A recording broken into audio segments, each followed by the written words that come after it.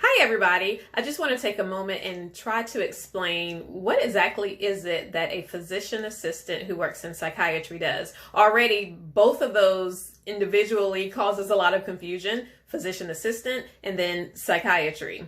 So PAs are trained along the medical model, meaning that our curriculum, we're learning the body inside and out. So when I say outside, in the program I went to, we had a cadaver and anatomy and physiology. We saw the inside of the body. So every vein, artery, muscle, organ, we were able to explore.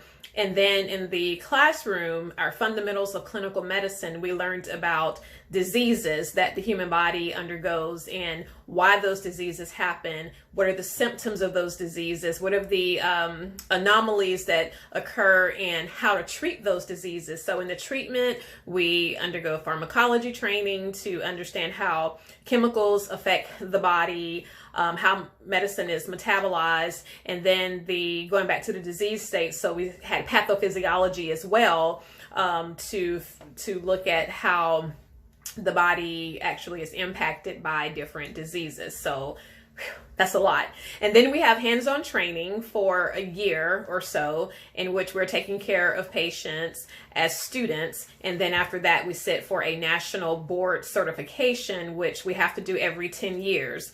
And that's what a PA that's the training that PAs undergo. Physician assistants, unfortunately, our name does not accurately describe what we do. In fact, it almost sounds like we go and fetch coffee or go fetch the newspaper for the MD, when in fact, PAs can work autonomously, meaning that we're able to see patients on our own, formulate a treatment plan, prescribe medications, follow up patient education, all of those good things. And it varies from state to state as far as the relationship between the PA and the supervising physician.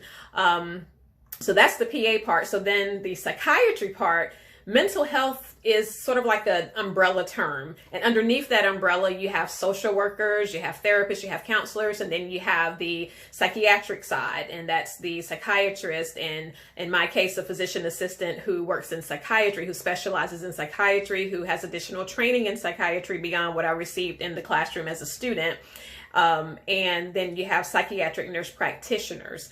People sometimes get psychiatry and psychology confused. The easiest way that people tend to remember is psychologists don't prescribe, psychiatrists do prescribe medication. And, you know, that's a very basic and very simplified way to differentiate between the two. But psychiatry focuses on the medical side of the brain. So it's not just the mind, but it's the brain. Think about the brain, it's an organ. So just like if you were having problems with your heart, that's an organ, you would see a cardiologist. If you were having problems with your kidneys, which are organs, you'd see a nephrologist. So if you're having problems with your brain, you might see a neurologist. Or if the problems with your brain are more so how they're affecting behavioral health, how you're able to show up in relationships and, you know, at work, and just overall how you're able to function as a person, then that tends to fall more on the psychiatry side. So I get referrals weekly for people who want to send people to me, which I'm honored. I'm grateful for that. But they want to send people to me for counseling, but I'm not a counselor. I am a huge proponent of counseling, which is why I refer the majority of my patients to counselors, but that's not what I do. That's not my skill set. So I work, again, on the medical side, and our PA training is holistic. So we know about the body systems, which is very helpful in psychiatry, because not every case of depression or every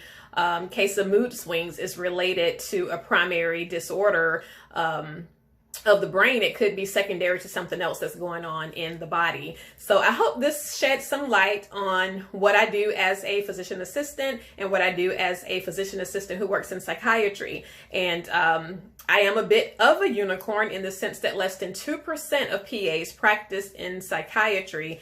And right now we are facing a shortage of psychiatric providers as the bulk of psychiatrists are retiring faster than psychiatrists are being produced. So I'm happy to be a part of that solution and fill in the gap to take care of our nation's healthcare needs.